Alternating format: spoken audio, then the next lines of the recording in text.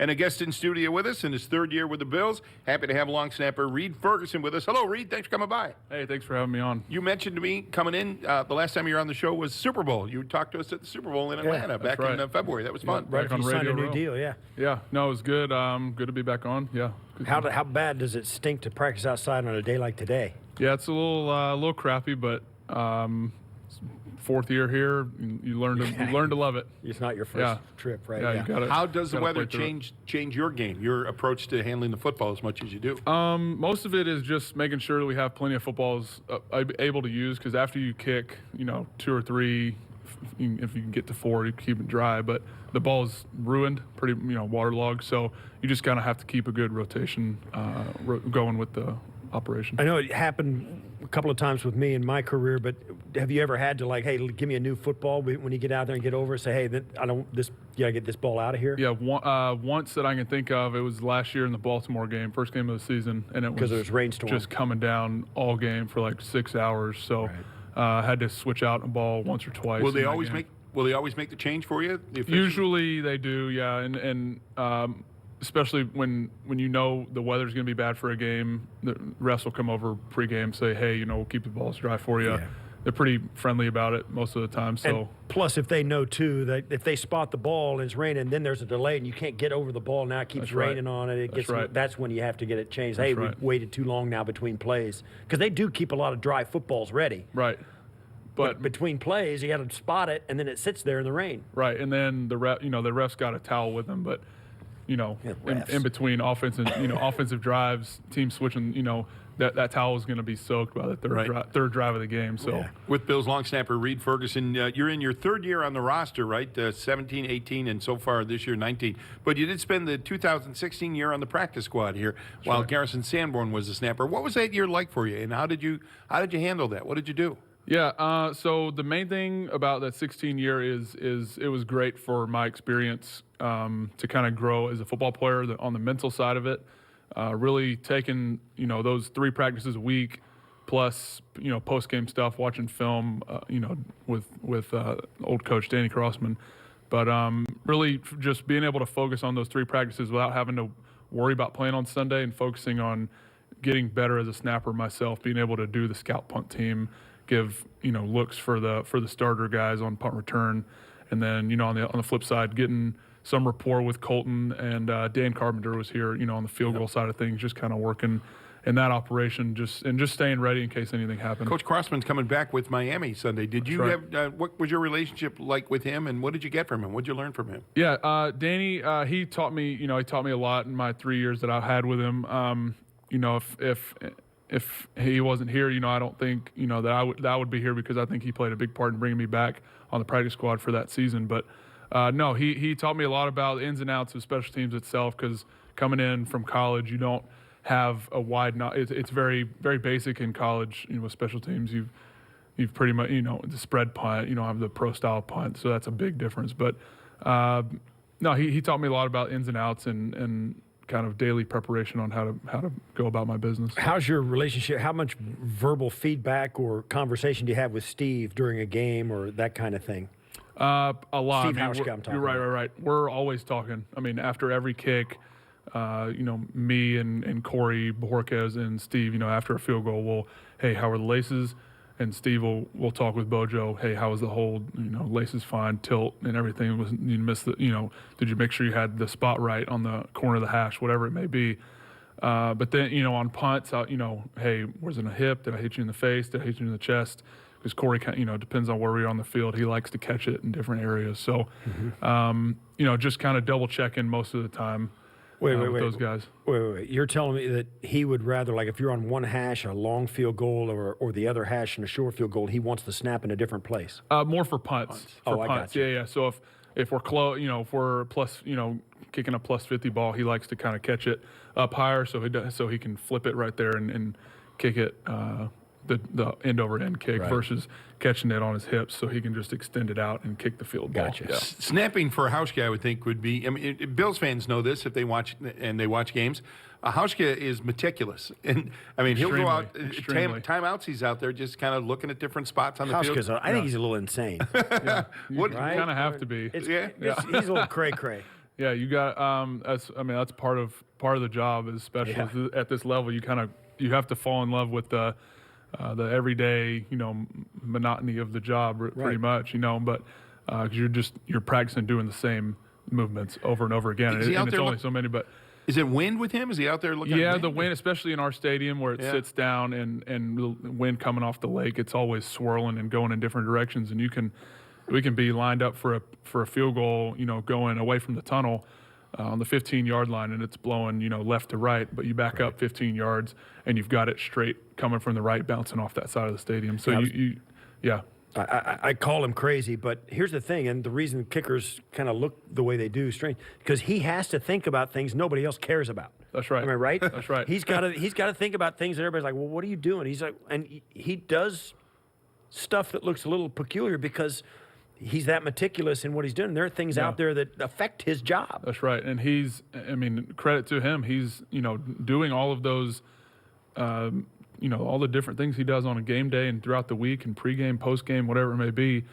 He's been playing for 13 years, or 13 years, whatever it is. It's not by accident. He's one of the best, percentage-wise, I think, in league history. So it's not, like you said, it's not by accident. In games, is he yapping at you like, I need this, I need that, or is it the other way around? Do you talk to him? Usually not. I give him a tap on the helmet, when he kicks a touchback, whatever it may be, but. It's pretty even keel, I would say, during the game, because that's what you can't get too high, you can't get too low. Right. Depending on whatever happens. With Reid Ferguson, Bills long snapper, and now we get down to the nitty-gritty of it. We talked with former Bills kicker Steve Christie, and we asked him, hey, what should we ask the long snapper? And he said it's different than when he played. Christie was mostly in the 90s, I guess, right? Right. Played for a long time. He said long snappers now have the ability, and he admires this, to snap it so that the laces are exactly where they should be, and you get the right spin on it. Is that have you always snapped like that, or were you taught that snap that way? And tell me how difficult that is. As I got older, the more you perfect your craft, the more important it gets, especially when you're performing in such tight margins at this level. And it's going back to the spin on the ball, it's about 2.5 rotations, give or take. A quarter spin on the ball, depending on where the tip of the ball is, depending on where you hold it. At 8.5 yards. Some guys put it within a yard of each other, but no, it's really. And I don't hold the laces when I snap. The laces are kind of in the palm of my hand, so it's a quarter turn. But as long as I'm getting as long as I'm releasing it with the same amount of power each and every time, it's going to end up, between. If you look at a clock, it'll be about 12 o'clock is straightforward, so it'll be roughly around 12 o'clock. One of the things I've said when I'm covering the game is in the kicking game, sure, it moves the kick around and it'll move a punt, out of bounds, or a kick outside the uprights. It'll make you miss or whatever. You have to play the win that. But also on a long snap for a punt, if you're going into it, it's an extra degree of difficulty as well, particularly in a building like New Era. The wind will move the ball around on a snap, let alone on a kick. Yeah, especially, like you said, especially playing in our stadium. When if we're punting with the wind, that means I'm snapping against the wind because the ball's going the opposite way. So usually when you're snapping against the wind, that's when it affects it a little bit more because of the wind pressure. But that's just when you're snapping against the wind. You just have to really focus on your follow through and get in a tight spiral so you can kind of cut through the wind as much as possible. Here's what I want to know too, because I know it's a fraternity, kind of the kickers and punters and long snappers. What kind of feedback or conversations have you had with guys on the other sideline when they come in to kick here, or when you go someplace else, or what do they think about kicking in New Era with this wind and these conditions, and you go out there and you be at the snow game against the Colts. I mean. Good grief. Yeah, it's not easy. And talking to a few guys, after the game, they'll maybe throw a comment out there about it. But usually it's the kickers that, if a guy has like I think Vedvik, who we played, who in Minnesota in the last preseason game, missed a kick here, or maybe 2 kicks. But I remember him saying after the game, it's not an easy place to kick, but it's kind of the gist of places, like Green Bay, not easy to kick. Right. Chicago, New England as well. It's outdoor northern stadiums where after Halloween it's going to be tough to kick, and you're going to have to kick through the conditions. And being the home team when you play in those stadiums is definitely an advantage. Second half of the season's in November. I mean, that's right. The last 8 games. I mean, it's 2 months of that. That's right. For this area. Yep. Yeah, I get you. Reid Ferguson, Bills long snapper, with us. Steve talked about the special teams fraternity. What about the long snapper fraternity? We were talking before you came on the air.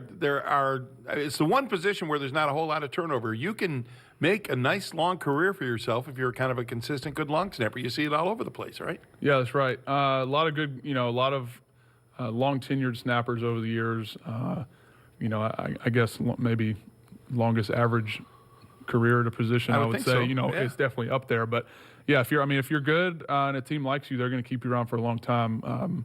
One name that comes to mind is Patrick Manley. He snapped for Chicago for, I think, 18 years, and he was there for a long time. And renowned as one of the best to play the position ever. But he gave me, I worked with him a little bit when I was coming out in 2016, and he gave me some good tips, and been in contact over the years. So, but like we talked about it beforehand, Ben from the Chargers, he's been, he was there for a long time. I think he had a 17-year career. Yeah, that's Trey right. Junkin was an 18-year guy. Yeah, for and Arizona. then the guy, John Denny down in Miami, who they, unfortunately got rid of this year. But, he played, he just set the starts record for the Dolphins, I think, or most games played or whatever it was. Yeah. So, if like I said, if you're good and you work hard and a team likes you, they're going to keep you around for a long time. Well, I was thinking it'd be so John Denny's done it for, 14 years maybe in Miami? Yeah. How do you make that cut on September 2nd? Because you think you got another good one, but you've got all these years of experience, and you're rolling the dice a little bit. How do you make that release? How do you make that cut? Yeah, and I get, it kind of depends on the team situation. I would say, money maybe. Money. Once you get up there, you're the veteran minimum is only so much. But when you've got a rookie, I stay on Money's the other side, and it's the answer to every NFL question. Right, that's right. And that, I don't know if it did. That was the last regime, but it might have played a role in the reason that they chose to bring me back in 2017. But you never know. Every team's different. Well, and plus when you get a situation like Miami, where you've got head coach, new GM, new head coach. They just might want to sweep it out and get rid of the old lingering attitudes or value system, or even some of the faces and voices, just to say, hey, this is our crew now. Some of that happens. Yeah. Mm-hmm. Hey, Reid, before we let you go, we know I think you're going to be watching baseball tonight, right? Game 4 of the American League. And how does a kid growing up in Atlanta become a New York Yankees fan? That's right. So the Yankees, one of my little league teams from when I was when I'm 7 or 8 years old, but we were really good, and most of the players were the retired numbers for the Yankees, the single-digit numbers, and I was Roger Maris, so number 9. So I've kind of, I've fallen in love with the Yankees, and I got a chance to go to the new Yankee Stadium for the first time in the spring, so that was awesome. But I'll be watching tonight. It'll be a tough one. You were in Houston last week? Yeah, last series. Went to Game 5 against Tampa. They were series. Yeah, last Thursday night, I think. Girlfriend's from Houston, so I was down visiting. But we don't get a chance to go to a postseason baseball much, depending on how the bye week falls. And fortunately this year, but I've never been able to get away to one. But yeah, time worked out. Perfect. Great. Hey, thanks for this, Reid. Absolutely. Thanks for having me on. Reid Ferguson, Bills long snapper. Got an update from today's practice coming up in a moment, and we're going to hear from Duke Williams also. Come on back for more. It's One Bills Live, presented by Colada Health from the Seneca Studios in Orchard Park, and this is Buffalo Bills Radio. Thanks, Reid.